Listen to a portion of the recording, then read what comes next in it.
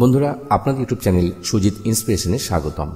সংসারে আর্থিক উন্নতি ও সমৃদ্ধির জন্য 10টি প্রতিকার। অনেক সময় অনেক চেষ্টা করেও ঘরে সচ্ছলতা আসে না, পরিশ্রম করলেও সাফল্য আসে না, সম্পদ বাড়ে না। জ্যোতিষশাস্ত্র মতে ঘরে অনেক সময় অতিরিক্ত নেতিবাচক শক্তি বা দেবদেবী বা পূর্বপুরুষদের আশীর্বাদের অভাবের কারণে শারীরিক, মানসিক, আর্থিক ও পারিবারিক সমস্যার সম্মুখীন হতে হয়। অনেক সময় কাজ শেষ হতে না হতেই নষ্ট হতে থাকে। এমতো অবস্থায় আপনি চাইলে এই ব্যবস্থাগুলো অবলম্বন করতে পারেন। বাস্তুশাস্ত্র অনুসারে এই ব্যবস্থাগুলি অবলম্বন করলে কোনো ব্যক্তির বাড়িতে ইতিবাচক শক্তির প্রভাব বাড়ে। এর সাহায্যে মানুষ সুখ, সমৃদ্ধি ও সম্পদ লাভ করে। আসুন জেনে নিই আশীর্বাদ পেতে প্রতিদিন কোন 10টি কাজ করতে হবে। তবে তার আগে আপনিও যদি মা লক্ষ্মীর আশীর্বাদ পেতে চান তাহলে এই ভিডিওটি লাইক করুন এবং চ্যানেলটি সাবস্ক্রাইব করুন, আর কমেন্ট বক্সে অবশ্যই জয় মা লক্ষ্মী লিখুন। 1 নম্বর, যে কোনো শুভ কাজে কর্পূরের বিশেষ গুরুত্ব রয়েছে। এমনটা বিশ্বাস করা হয় যে বাড়িতে কর্পূর জ্বাললে বাস্তুদোষের পাশাপাশি নেতিবাচক শক্তি থেকে মুক্তি পাওয়া যায়। তাই সপ্তাহে একবার কর্পূর জ্বালান, এতে করে আরও পজিটিভ এনার্জি তৈরি হবে। 2 নম্বর, সন্ধ্যায় পুজো করার সময় একটি সরিষার তেলের প্রদীপ জ্বালিয়ে তাতে 2টি লবঙ্গ রাখুন। আপনি চাইলে প্রতিদিন প্রবেশদ্বারের দুপাশে বা এক পাশে এই প্রদীপ জ্বালাতে পারেন। এই করে দেবদেবীর পাশাপাশি কেউ পিতৃপুরুষদের আশীর্বাদ পান, যা ঘরে আশীর্বাদ নিয়ে আসে। এছাড়া যখনই ঘরে রুটি তৈরি করবেন, প্যান গরম হওয়ার পর তাতে কিছু দুধ ছিটিয়ে দিন। এটা বিশ্বাস করা হয় যে এটি করলে সমস্ত ধরনের দোষ থেকে মুক্তি পাওয়া যায়। এর সাথে গরুকে প্রথম রুটি খাওয়ান। ময়দার বল সহ এই রুটি সামান্য গুড় বা চিনি যোগ করা যেতে পারে। বিশ্বাস করা হয় যে এটি করলে সমস্ত ধরনের দোষ থেকে মুক্তি পাওয়া যায়। পাখিদের প্রতিদিন শস্য খাওয়ানো খুব ভালো বলে মনে করা হয়। এতে রাশিফলের সমস্ত ত্রুটি দূর হয়। এর সাথে জীবনে আসে উন্নতি ও সুখ সমৃদ্ধি। জ্যোতিষশাস্ত্র অনুসারে সূর্যাস্ত বা পরে ঝাড়ু দেওয়া উচিত নয়। বিশ্বাস করা হয় যে এটি করলে মা লক্ষ্মী গৃহত্যাগ করেন এবং অলক্ষ্মী অধিবাস করেন এবং দারিদ্রতা তাকে ছাড়ে না। 3 নম্বর, সন্ধ্যার সময় কখনোই ঝাড়ু দেওয়া উচিত নয়। ঝাড়ুটি এমন জায়গায় রাখুন যেখানে এটি কোনো অতিথি তা দেখতে না পায়। খাটের নিচে ঝাড়ু রাখবেন না। ঘর পরিষ্কার ও সুন্দর রাখুন। ঘরের 4টি কোণ, বিশেষ করে উত্তর পূর্ব, উত্তর এবং উত্তর পশ্চিম কোণ পরিষ্কার হওয়া উচিত। ওয়াশরুম ভেজা রাখা আর্থিক অবস্থার জন্য ভালো নয়। এটি ব্যবহার করার পর একটি কাপড় দিয়ে শুকানোর চেষ্টা করা উচিত। 4 নম্বর, খাবারের প্লেট সবসময় টেবিলে সম্মানের সাথে রাখুন। খাবারের প্লেট কখনোই এক হাতে ধরবেন না। খাওয়ার পর প্লেটে হাত ধোবেন না। খাবার খাওয়ার পর কখনোই প্লেটে অবশিষ্টাংশ রাখবেন না। প্লেটটি কখনোই বিছানা বা টেবিলের নিচে রাখবেন না। রাতে ঘরে খালি খাবারের পাত্র রাখবেন না। খাওয়ার আগে দেবতাদের আহ্বান নিশ্চিত করুন। খাওয়ার সময় কথা বলবেন না বা রাগ করবেন না। পরিবারের সদস্যদের সঙ্গে বসে রাতের খাবার খান। খাওয়ার সময় অদ্ভুত শব্দ করবেন না। রাতে ভাত, দই এবং ছাতু খাওয়া দেবী লক্ষ্মীর অসম্মান করে। তাই যারা সমৃদ্ধি কামনা করে এবং যারা আর্থিক সমস্যার সম্মুখীন হয় তাদের রাতের খাবার এগুলি খাওয়া উচিত নয়। খাবার সবসময় পূর্ব বা উত্তর দিকে মুখ করে খেতে হবে। সম্ভব হলে রান্নাঘরে বসে খান। এতে রাহু শান্ত হয়। জুতো পরে খাওয়া উচিত নয়। সকালে গার্গল না করে জল বা চা পান করবেন না। 5 নম্বর, বাড়িতে কোনো দেবদেবীর একাধিক মূর্তি বা ছবি রাখবেন না। পুজোর ঘর ছাড়াও বাড়ির অন্য কোনো অংশে দেবদেবীর মূর্তি বা ছবি রাখবেন না। কোনো দেবতার 2টি মূর্তি এমনভাবে লাগাবেন না যেন তাদের মুখ একে অপরের মুখোমুখি হয়।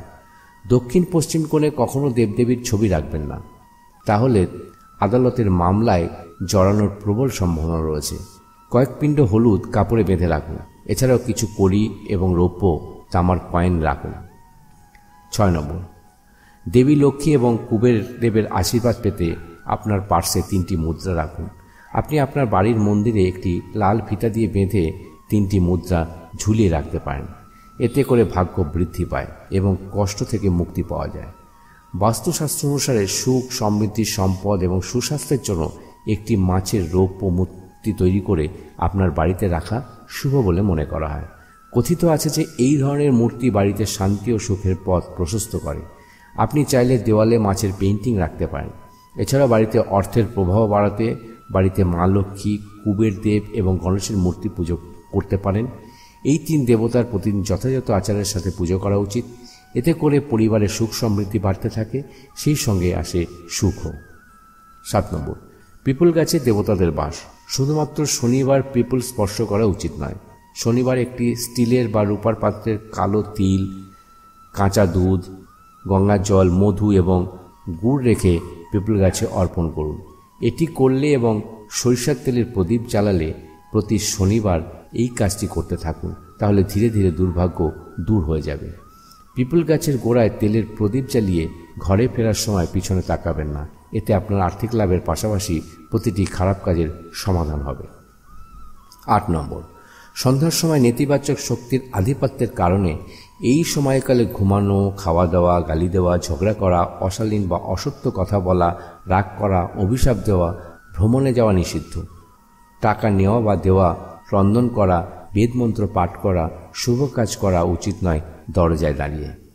এগুলো না মানলে একদিকে যেমন আশীর্বাদ চলে যায়, অন্যদিকে মানুষ নানা রকম ঝামেলায় আচ্ছন্ন হয়ে পড়ে। 9 নম্বর, বাড়ির মহিলাকে সম্মান করুন। দক্ষিণ দিকে পা রেখে ঘুমাবেন না।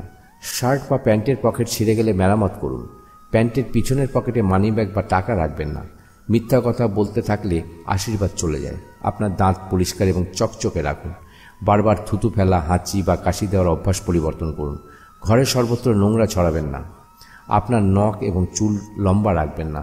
বাস্তুশাস্ত্র অনুসারে উত্তর পূর্ব কোণে অষ্টভুজা পদ্ম তৈরি করে মঙ্গল কলস স্থাপন করা যেতে পারে। সেই কলসটি জল দিয়ে পূর্ণ করুন এবং তাতে একটি তামার মুদ্রা রাখুন। এরপর এতে নারকেল পাতা দিন এবং নারকেলটি মুখে রাখুন। 10 নম্বর, স্ত্রী কন্যা হলো লক্ষ্মীর রূপ। ভুল করেও তাদের গালি দেবেন না, অভিশাপ দেবেন না বা কোনো অশুভ কথা বলবেন না। দেবী পার্বতীকে প্রকৃত মাতৃদেবী মনে করা হয়। যে তার মাকে অসুখী রাখে সে জীবনে কখনো সুখী থাকতে পারে না।